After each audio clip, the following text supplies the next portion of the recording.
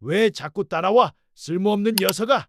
빗속밤 칼날처럼 날카롭게 찢어지는 남자의 목소리가 울렸다. 하얀 작은 개 백구는 귀를 옆으로 축 늘인 채 몇 걸음 뒤로 물러섰다. 분노가 아닌 이해할 수 없는 눈빛으로 말하는 듯했다. 왜 오늘따라 이러는 거지? 윤정자 할머니는 집 앞에서 떨며 서 있었다. 낡은 청 가방에는 오래된 옷 몇 벌과 바세린 향이 묻은 파스병 하나가 담겨 있었다. 빗물에 젖은 머리카락은 이마에 착 달라붙어 있었다. 할머니는 묻지 않았다. 반박하지 않았다. 그저 40년 넘게 살아온 집을 바라볼 뿐이었다. 지금은 문이 잠기고 불은 꺼지고 누구도 돌아오길 기다리지 않는 집이었다. 나 엄마 데리고 나가기 전에 사람 부르기 전에 나가. 아들의 마지막 소리가 울리더니 문이 쾅 닫혔다. 무겁고 확실한 소리였다. 마치 모든 게 끝난 것처럼. 그 집은 남편이 귀가하길 기다리던 곳이었고 아이들을 품에 안고 마당 앞에서 자장가를 부르던 곳이었다. 비 오는 날 빗물통을 하나하나 치우던 곳, 설날마다 직접 쓸고 닦던 벽돌 하나하나가 남아있던 곳이었다. 이제는 아무것도 남지 않았다. 손이 떨리는 상태에서 마음속에 작은 희망조차 사라지지 않은 채 할머니는 사인했다. 며칠 전 아들은 말했다. 보험 절차야. 서명만 해. 집도 재산도 다 내 거야. 할머니는 읽지 못했다. 글을 모른다. 하지만 평생 키워준 외아들이라 믿었다. 며칠 후 낯선 남자가 와서 서류 사본을 내밀며 말했다. 본인이 직접 집과 땅의 소유권을 양도하셨습니다. 할머니가 이해하기도 전에 며느리는 할머니의 손을 잡아 방에서 끌고 나갔다. 엄마, 혼란스러우실 테니 쉬세요. 저희가 다 알아서 할게요.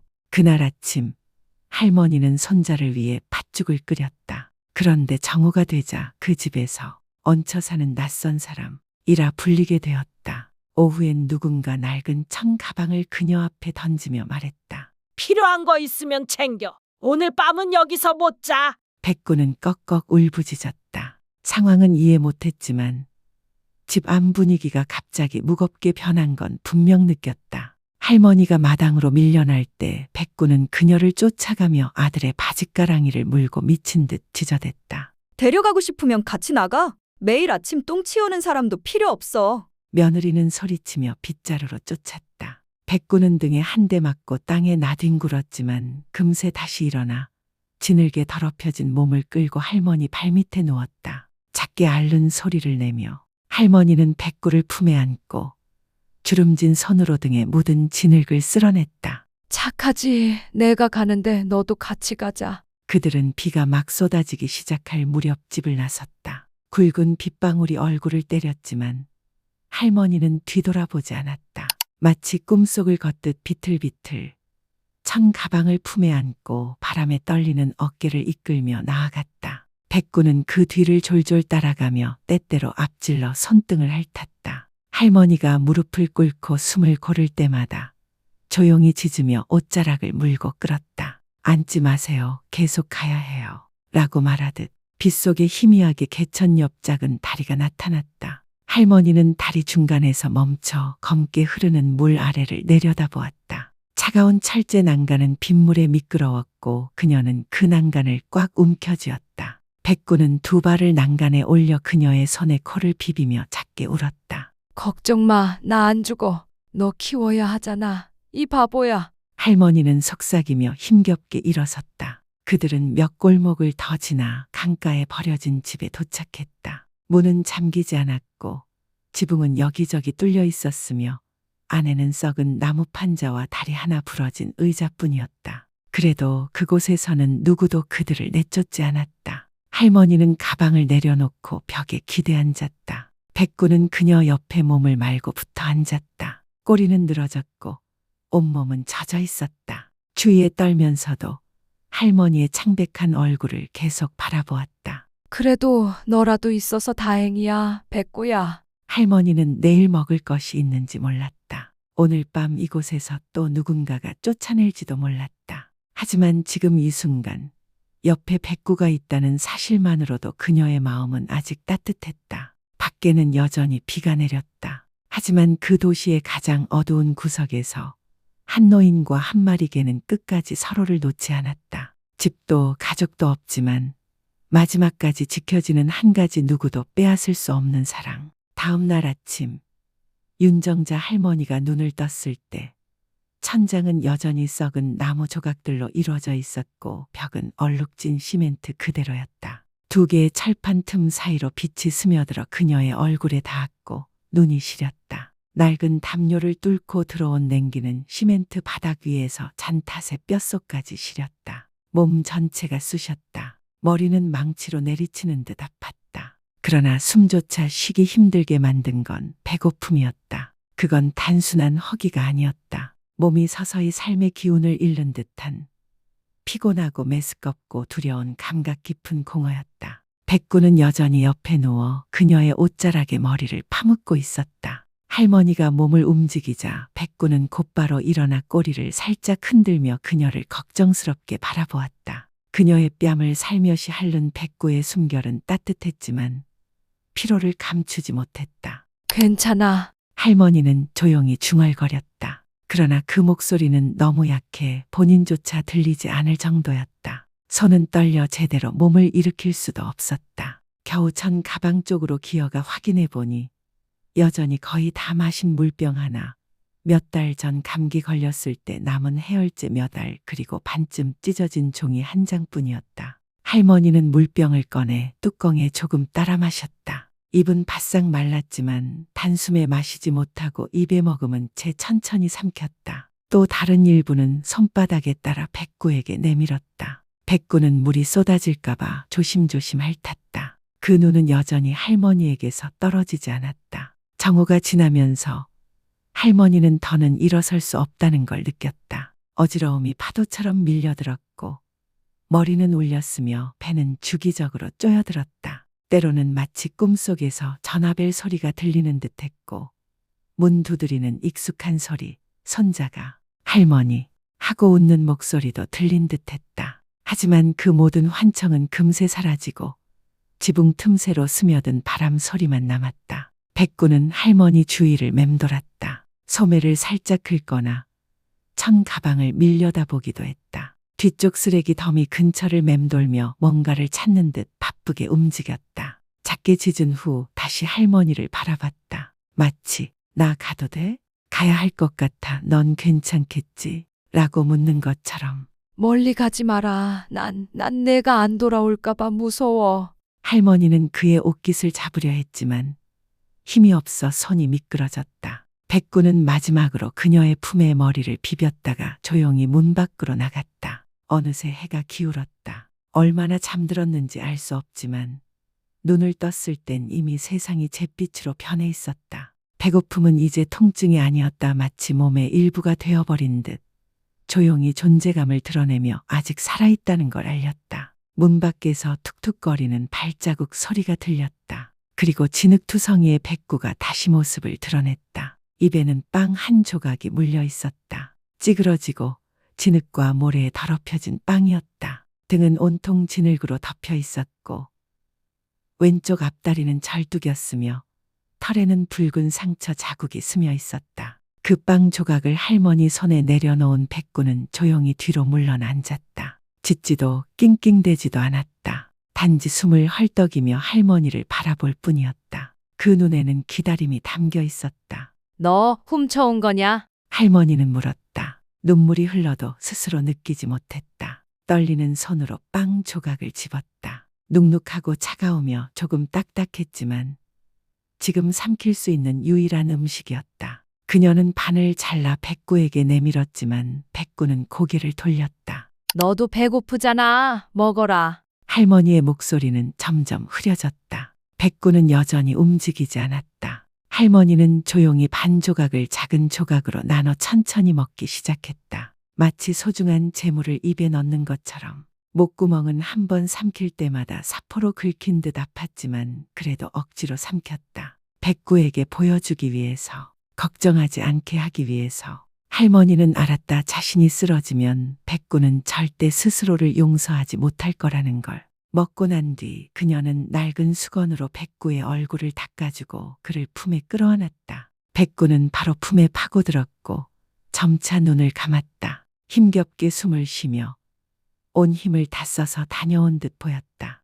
그녀는 백구의 머리를 어루만지며 속삭였다. 내일은 오늘보다 좀 나을 거야. 하루만 더 버텨줘. 얘야. 강변 바람이 불어 마당에 낙엽이 소용돌이치듯 흩날렸다. 다시 비가 올 것 같은 하늘이었다. 할머니는 천장을 덮으려 덮개를 잡아당기려 했지만 힘이 빠진 손은 미끄러졌다. 결국 그녀는 포기하고 백구를 안은 채 눈을 감았다. 차가운 바람이 가슴 깊숙이 스며들었지만 아무런 저항도 하지 않았다. 그날 밤 할머니는 잠들지 못했다. 배고픔 때문도 추위 때문도 아니었다. 마음속의 무거움 때문이었다. 내일 백구가 또 떠난다면 돌아올 수 있을까? 다음엔 누가 돌아와 줄 수 있을까? 다음 날 아침 윤정자 할머니는 극심한 두통 속에 깨어났다. 허리는 부러질 듯 아팠고 몸을 움직일 때마다 식은땀이 흘렀다. 떨리는 손으로 겨우 주머니에서 작은 수건을 꺼내 이마를 닦았다. 시야는 흐려졌고 허기는 창자를 찢을 듯 아팠다. 그러나 몸을 일으킬 힘은 없었다. 숨을 쉴 때마다 가슴에 돌덩이가 얹힌 듯 무거웠다. 그 옆에서 백구는 여전히 누워 있었다. 하지만 자고 있지는 않았다. 전날 밤 내내 그녀의 숨결을 지키며 깨어 있었던 것이다. 피로의 눈은 충혈되어 있었지만 한순간도 방심하지 않았다. 할머니가 앓는 소리를 내면 백구는 그녀의 손을 핥거나 코를 킁킁대며 위로했다. 사람과 개 두 생명 모두 지쳐 있었지만 누구도 포기하지 않았다. 정오 무렵 더는 기다릴 수 없다는 듯 백구가 일어섰다. 바로 떠나지 않고 할머니 주변을 3번 돌고 이마를 한 번 핥고 비어있는 청 가방에 코를 박았다. 먹을 게 하나도 없는 걸 확인하듯이 할머니는 눈을 간신히 떠서 문가에 선 백구를 보고 속삭였다. 백구야, 너무 멀리 가지 마라. 난 내가 돌아오지 않을까 봐. 백구는 멈췄다. 돌아서서 할머니를 바라보았다. 눈에 눈물이 고인 듯한 표정. 그리고 다시 문을 나섰다. 할머니는 몸을 일으켜 보려 했지만 손이 떨려 몸을 지탱할 수 없었다. 그녀의 눈은 태양처럼 뜨겁고 가혹한 정오의 햇살 속에서 사라지는 백구의 그림자를 따라갔다. 가슴이 막혀왔다. 이번에는 어제보다 더 멀리 갔다. 쓰레기를 뒤지거나 폐기물을 찾는 걸로는 부족했다. 백구는 용기를 내어 새로운 길로 향했다. 북적이는 상점가. 가게마다 음식 냄새가 진동했고 백구의 배에서는 꼬르륵 소리가 났다. 하지만 먹지도 주위를 둘러보지도 않았다. 단지 빵 냄새만을 쫓았다. 할머니가 유일하게 삼킬 수 있는 음식. 마침내 한 허름하지만 정갈한 구멍가게를 발견했다. 뒷문이 살짝 열려 있었고 그 안쪽에는 방금 구워낸 흰 빵 몇 개가 대나무 바구니에 담겨 있었다. 백구는 주위를 살폈다. 아무도 없었다. 그는 조용히 문턱을 넘었고 도둑처럼 재빠르게 빵 하나를 물고 몸을 돌렸다. 그러자 공기를 찢는 고함이 터졌다. 이 도둑놈 강아지 또 빵 훔쳐.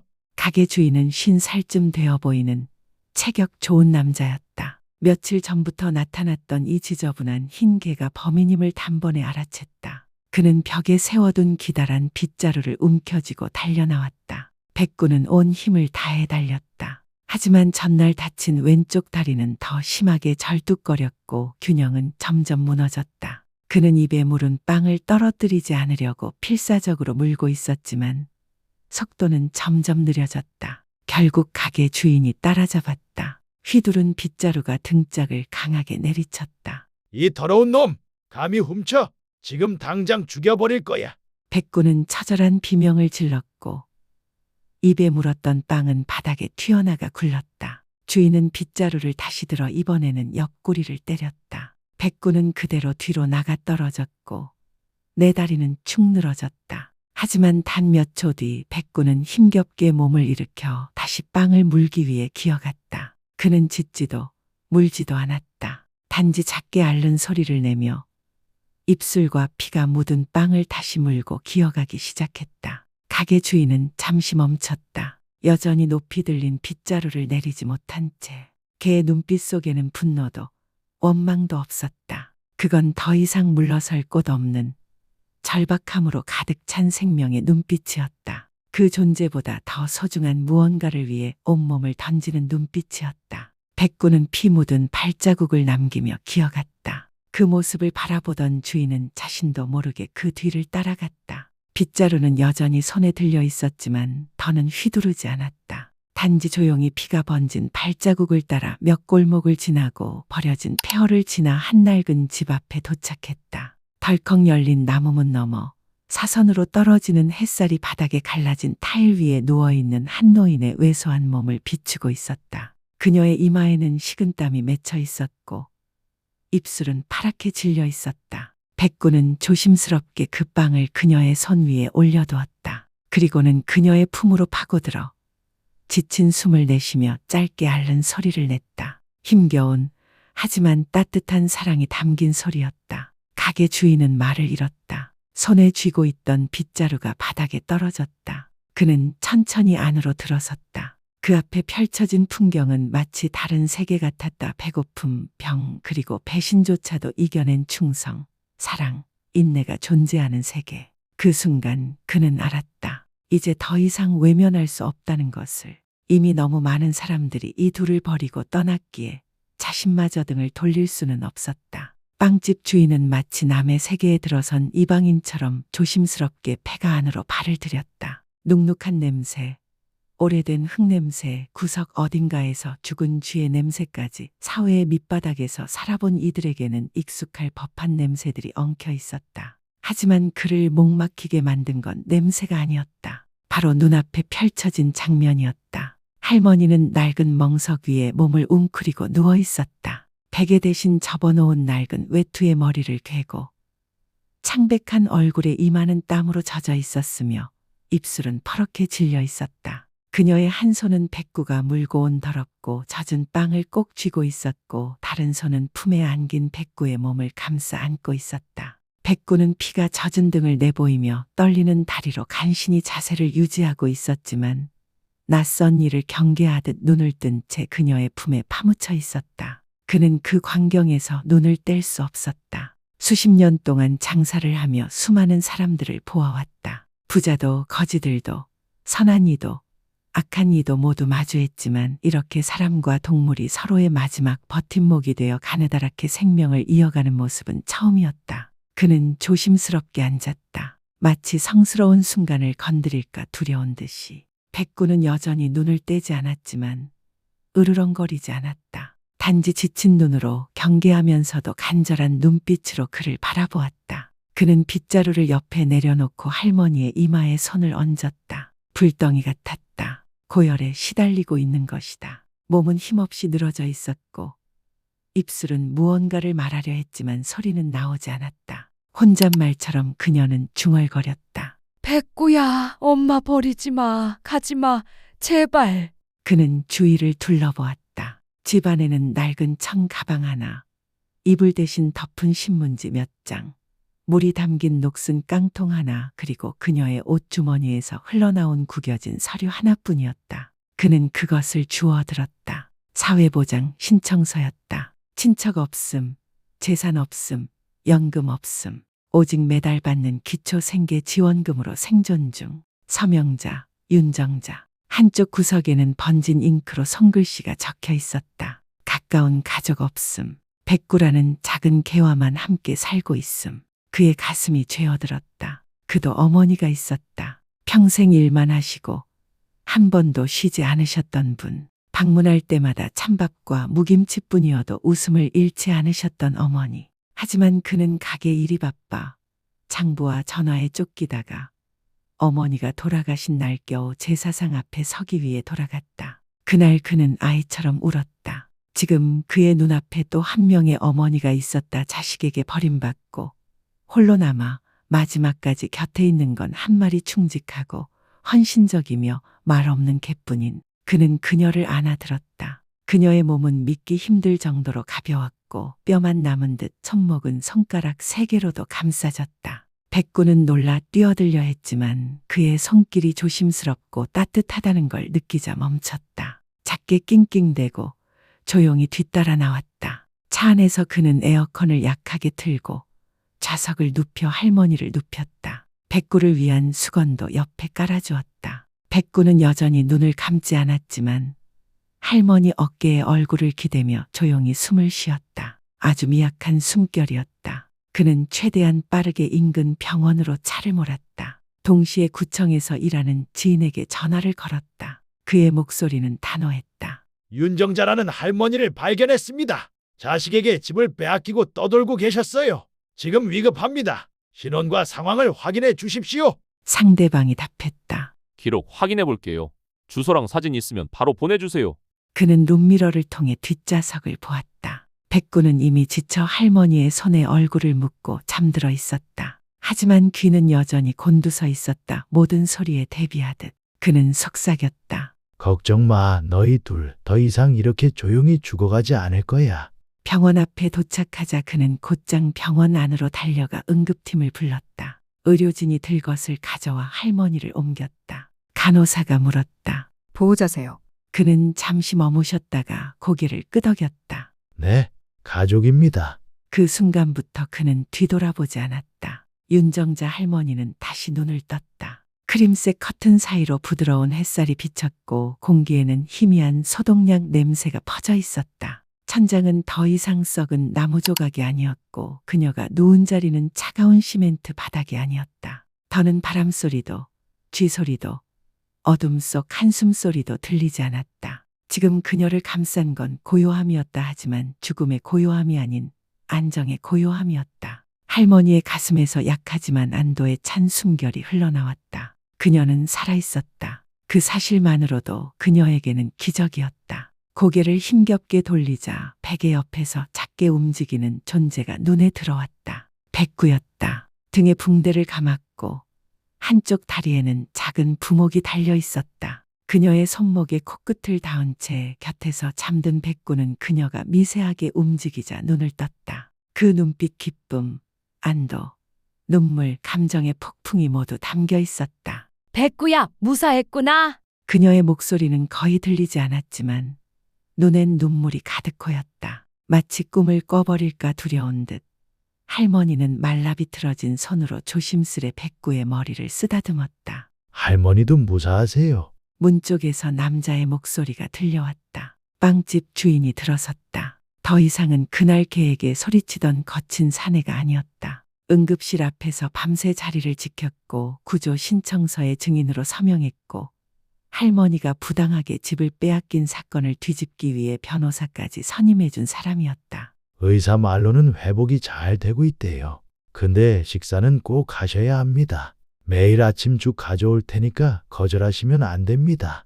그는 조심스레 죽통을 탁자에 올려두고 물도 한 잔 따라준 뒤 의자에 앉아 침대 옆에 자리했다. 백구는 몸을 앞으로 내밀어 그의 무릎에 머리를 살포시 올렸다. 아주 자연스럽고 신뢰 가득한 동작이었다. 할머니 아세요? 그가 천천히 말을 이었다. 그날 걔를 따라가면서 사실 혼내주고 쫓아내려고 했어요. 근데 그 버려진 집 안에서 두 분이 서로 껴안고 있는 걸 보고 나는 도저히 등을 돌릴 수 없었습니다. 할머니는 고개를 숙이고 조용히 흐르는 눈물을 감췄다. 고맙다고 안 하셔도 돼요. 백구 아니었으면 저도 아무것도 안 했을 겁니다.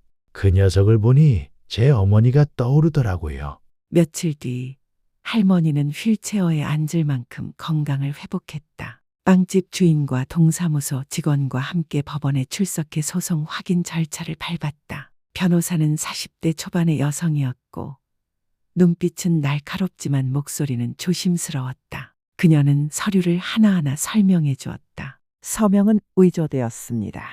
아드님과 며느리는 임시 보호자 권한을 악용해 집 소유권을 이전했습니다.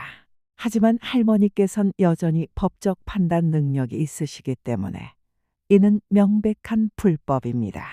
할머니는 고개만 끄덕였다.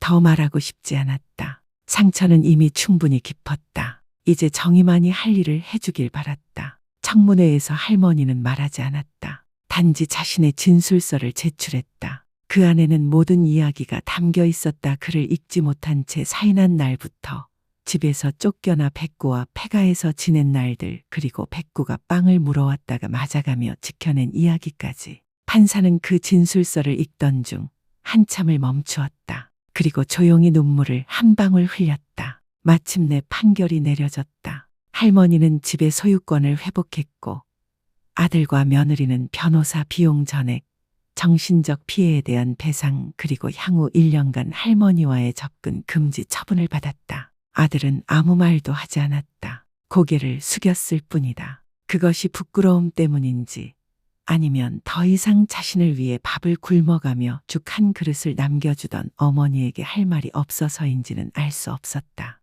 할머니는 기쁘지 않았다. 통쾌하지도 않았다. 법원을 나오며 빵집 주인에게 조용히 말했다. 그 집 이제 필요 없어요. 몇 주 뒤 할머니는 강가 근처의 작은 방으로 이사했다. 과거 백구와 함께 비바람을 피하던 그 폐가가 있었던 자리 근처였다. 그 방은 자선단체의 지원으로 제공되었고 그녀는 배상금 일부를 사용해 낡은 지붕을 수리하고 바닥에 시멘트를 깔고 필요한 최소한의 가재도구들을 마련했다. 할머니는 방 옆에 작은 부엌 하나를 더 지었다. 가스레인지, 전기밥솥, 낡은 테이블 몇 개와 의자들. 매일 아침 그녀는 현미죽을 끓여 동네 노숙인들에게 무료로 나누어 주었다. 사람들은 그를 죽할머니라고 불렀고 언젠가 아들에게 집에서 쫓겨나 개 한 마리와 폐가에서 살던 할머니가 이제 세상을 돕는 사람으로 돌아왔다며 이야기를 나누었다. 백구는 여전히 할머니 곁에 있었다. 등에 남은 흉터만이 예전 상처를 증명할 뿐 지금은 완전히 회복된 모습이었다. 누군가 부엌에 들어오면 제일 먼저 달려가 꼬리를 흔든 뒤 다시 할머니 곁으로 돌아와 자리를 지켰다. 근처 아이들은 백구를 좋아했고 죽을 먹으러 오는 노인들은 작은 주인장이라 불렀다. 어느 날 한 여자아이가 할머니의 손을 잡고 물었다. 할머니, 이제는 백구가 떠날까봐 안 무서워요? 할머니는 웃으며 아이의 머리를 쓰다듬었다. 이젠 안 무섭지. 얘는 내 집이니까. 그녀는 부엌문에 손글씨로 쓴 나무 팻말을 걸어두었다. 한때 버려졌던 존재들이 쉬어가는 곳 사람도 걔도. 지나가던 사람들이 그 문구를 읽고는 잠시 멈췄다. 그리고 조용히 안으로 들어와 죽 한 그릇을 청했다. 꼭 배가 고파서가 아니라 세상 어딘가 남아있는 따뜻함을 느끼고 싶어서. 윤정자 할머니와 백구의 삶은 요란하지도 눈에 띄지도 않았다. 하지만 그들을 알고 있는 이들, 그들이 끝까지 떨어져 내려간 순간을 목격했던 이들에게 지금 그들이 여전히 이곳에서 살아가고 있다는 사실만으로도 인생이 얼마나 기적 같을 수 있는지를 보여주는 증거였다. 진심으로 주는 사랑은 결코 죽지 않는다는 것. 도시는 봄을 맞이했다. 부엌 옆 작은 개천가엔 버드나무 잎이 연두빛으로 피어나고 참새떼가 가지 사이를 뛰놀았다. 햇살은 따스했고 바람은 더 이상 매섭지 않았다. 공기 속엔 흙냄새, 풀냄새, 익숙한 생명의 냄새가 섞여 있었다. 마치 그 옛날 상처 입은 땅에서 다시 피어난 할머니 자신처럼.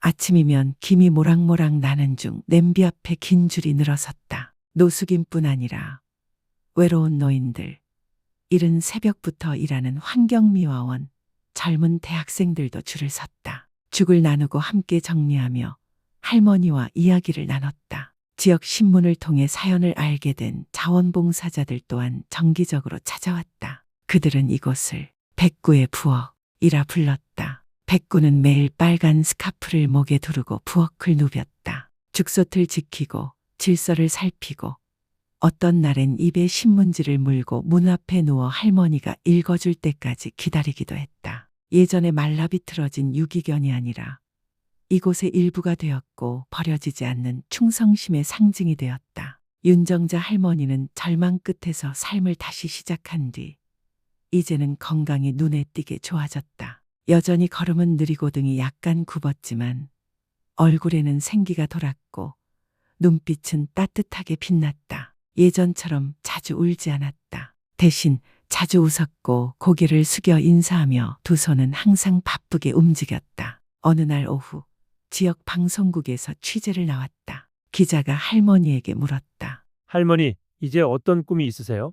할머니는 잠시 생각하더니 천천히 말했다. 예전엔 큰 집에 손주들 우글우글한 게 꿈이었지. 그런데 지금은 아침마다 죽을 끓일 수 있고 백구 짖는 소리 들리고 사람들이 찾아오면 그걸로 충분해요. 그 인터뷰가 방송을 타자 사람들의 마음은 깊이 흔들렸다. SNS에서는 감동이 퍼졌고 멀리 부산에서 손편지를 보내온 이도 있었다. 대구의 한 노인은 할머니가 살아주셔서 고맙습니다. 제가 포기했던 삶을 대신 살아주셨네요. 라고 썼다. 한때 이혼 직전까지 갔던 젊은 부부는 이 영상을 보고 둘이 함께 엉엉 울며 다시 손을 잡았다. 그해 여름, 지자체는 윤정자 할머니에게 이웃사랑 명예시민 칭호를 수여하자고 제안했다. 할머니는 정중히 사양했다. 그러나 상장을 들고 찾아온 관계자들 앞에서 할머니는 다림질한 낡은 한복을 입고 나와 마이크를 들고 말했다. 저는 받을 자격 없어요. 하지만 이 이야기를 듣고 누군가가 부모님께 더 잘하고 키우던 개를 버리지 않는다면 그걸로 충분합니다. 사람들은 박수를 보냈고 백구는 짖으며 한 바퀴 돌고는 할머니의 다리 곁으로 뛰어들었다. 기쁨을 함께 나누듯이 그날 저녁 조용한 방으로 돌아온 할머니는 현관 앞에 앉아 백구를 안고 강물을 바라보았다. 바람은 늦은 오후 중 냄새를 실어 날랐고 햇살은 은빛 머리카락을 부드럽게 비쳤다. 우리 해냈네, 그치? 백구는 조용히 할머니 품에 머리를 묻었다. 둘 다 한때 집이라 불리던 곳에서 쫓겨났지만 이제는 함께 만든 따뜻한 보금자리 속에 있었다. 문도 벽도 없지만 수십 개의 얼어붙은 마음을 녹이는 데는 충분한 공간이었다. 때로는 집이란 우리가 태어난 곳이 아니라 사랑받는 곳일지도 모른다. 과거와 처지, 운명을 뛰어넘어